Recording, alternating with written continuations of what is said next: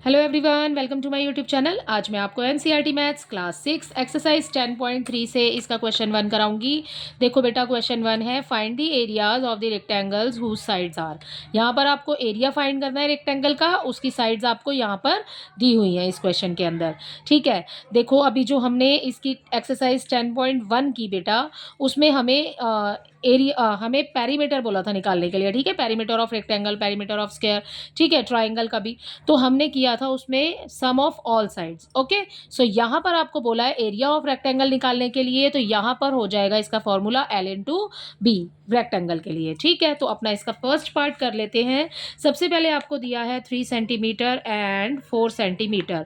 ठीक है, 3 सेंटीमीटर जो आपको पहले दिया है बेटा वो है आपकी length, length is equal to 3 centimetre. ठीक है, एंड जो आपको सेकंड में दिया है वो है आपकी breadth, breadth is equal to 4 centimetre. ठीक है, इस तरीके से इसको लिख लेंगे। उसके बाद आपने फाइंड क्या करना है बच्चे, आपने फाइंड करना है बेटा एरिया, एरिया ऑफ रेक्टेंगल। ठीक है, एरिया ऑफ रेक्टेंगल आपको शेप भी लिखनी है यहाँ पर कि किसका एरिया फाइंड करना है। ठीक है, एरिया ऑफ रेक्टेंगल, तो एरिया ऑफ रेक्टेंगल का फॉर्मूला होता है L इंटू बी। ठीक है, तो यहाँ पर L है हमारा 3 एंड B है हमारा 4, दोनों की मल्टीप्लाई करेंगे 12 मिल जाएगा। ठीक है, अब यहाँ पर आपको सेंटीमीटर में दिया है क्वेश्चन में। ठीक है, तो जब आप इसका आंसर निकालेंगे ये हो जाएगा स्क्वायर सेंटीमीटर, या फिर आप इसको ऐसे भी लिख सकते हैं 12 सेंटीमीटर स्क्वायर। ठीक है, तो आप दोनों तरीके से लिख सकते हैं, या तो इस तरीके से लिखिए या फिर इस तरीके से लिखिए, आपकी मर्जी है। ये हो गया इसके फर्स्ट पार्ट का आंसर, आपको इसके आंसर में मिला 12 स्क्वायर सेंटीमीटर। ठीक है, नेक्स्ट पार्ट देख लेते हैं बेटा इसका जल्दी से। इसके नेक्स्ट पार्ट में आपको दिया हुआ है 12 मीटर एंड 21 मीटर। ठीक है, यहाँ पर आपको फर्स्ट वाला ये तो हो जाएगा आपका L और ये हो जाएगा आपका B। ठीक है, तो अब आप फाइंड कीजिए एरिया, आपको फाइंड करना है। ये हो गया हमारा एरिया ऑफ रेक्टेंगल। ठीक है, मैंने ऊपर वाले क्वेश्चन की तरह इसमें लेंथ और ब्रेथ इस तरीके से लिखी नहीं है, मैंने यहीं पर आपको बता दिया है, बट आप ऐसे लिख के ही करना चाहते हैं तो ऐसे ही करेंगे। ठीक है, तो area of rectangle is equal to L into B हो जाएगा। L है आपके पास 12 एंड B इज 21। ठीक है, आप दोनों की मल्टीप्लाई कीजिए, 12 1 ज़ा 12, 2 आ जाएगा। ठीक है, 12 2 ज़ा 24, ये हो जाएगा 25। ठीक है, तो यहाँ पर है मीटर में, तो आप मीटर में स्क्वायर लगा देंगे या फिर 252 स्क्वायर मीटर। ठीक है, इस तरीके से लिखेंगे, आप दोनों में से किसी भी तरीके से लिख सकते हैं। नेक्स्ट देखिए इसका सी पार्ट, तो इसके सी पार्ट में बेटा आपको दिया है 2 किलोमीटर एंड 3 किलोमीटर। ठीक है, 2 किलोमीटर एंड 3 किलोमीटर आपको इसके क्वेश्चन में दिया हुआ है। ये हो गया भाई आपकी L और ये हो गई आपकी ब्रेथ। आपने एरिया फाइंड करना है, तो एरिया फाइंड करने के लिए आपको एरिया ऑफ रेक्टेंगल का ही फॉर्मूला लगाएंगे। ठीक है, एरिया ऑफ रेक्टेंगल, क्योंकि आपने क्वेश्चन में ही बोला है आपको find the area of rectangle. ठीक है, एरिया ऑफ रेक्टेंगल का फॉर्मूला लगाएंगे, L इंटू बी हो जाएगा। ठीक है, ये हो गया आपका 2 इंटू ये वाला हो गया 3, 2 3 ज़ा 6 स्क्वायर किलोमीटर। ठीक है बेटा, तो यहाँ पर ये हो गया इसके सी पार्ट का आंसर। इसका डी पार्ट देखिए, इसके डी पार्ट में आपको दिया है बेटा 2 मीटर एंड 70 सेंटीमीटर। अब ये देखिए, ये तो मीटर में है और ये है, ये दिया है आपको सेंटीमीटर में। या तो आप सेंटीमीटर को मीटर में कन्वर्ट कर लो या फिर आप मीटर को सेंटीमीटर में कन्वर्ट कर लो। ठीक है, तो हम यहाँ पर इस सेंटीमीटर को अगर मीटर में कन्वर्ट करते हैं तो भाई 1 मीटर में कितने सेंटीमीटर होता है, 1 metre is equal to 100 centimetre. ठीक है ना बेटा, यही होता है, 1 metre is equal to 100 centimetre. अब 100 में कितनी जीरो आ रही है, 2 जीरो आ रही है। ठीक है, तो यहाँ पर 2 नंबर गिन करके उससे पहले आपने एक डेसिमल पुट करना है और उसके बाद में आपने उसके आगे एक लगाना है 0। ठीक है, तो ये हो जाएगा 2 मीटर एंड 0.70 मीटर। ठीक है, अब इसको हमने कन्वर्ट कर दिया।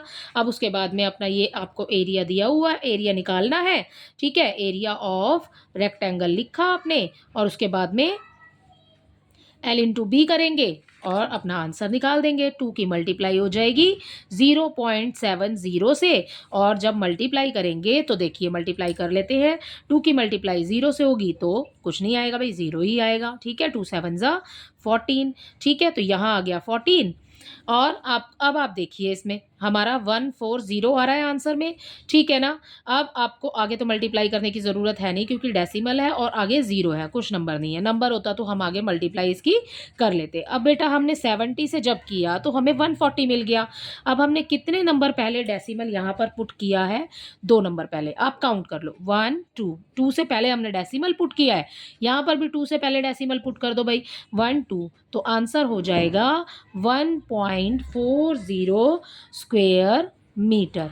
ठीक है बेटा, आई होप ये वाला डी पार्ट इसका आपको अच्छे से समझ आ गया हो, क्योंकि यहाँ पर मीटर में है, सेंटीमीटर में है, पहले हमें कन्वर्ट करना पड़ेगा। ठीक है, हमने 70 को कन्वर्ट कर दिया मीटर में। कैसे किया?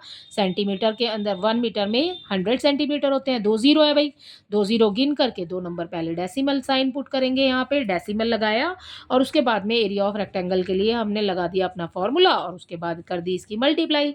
मल्टीप्लाई करने के बाद यहाँ पर तो डेसिमल था नहीं, अब 2 नंबर से पहले डेसिमल है तो यहाँ पर भी 2 काउंट करा और उससे पहले डेसिमल पुट कर दिया, तो ये आ गया हमारा 1.40 स्क्वेयर मीटर। तो इसी के साथ इसका डी पार्ट भी कंप्लीट होता है और ये क्वेश्चन नंबर 1 जो है आपका वो कंप्लीट हो जाता है।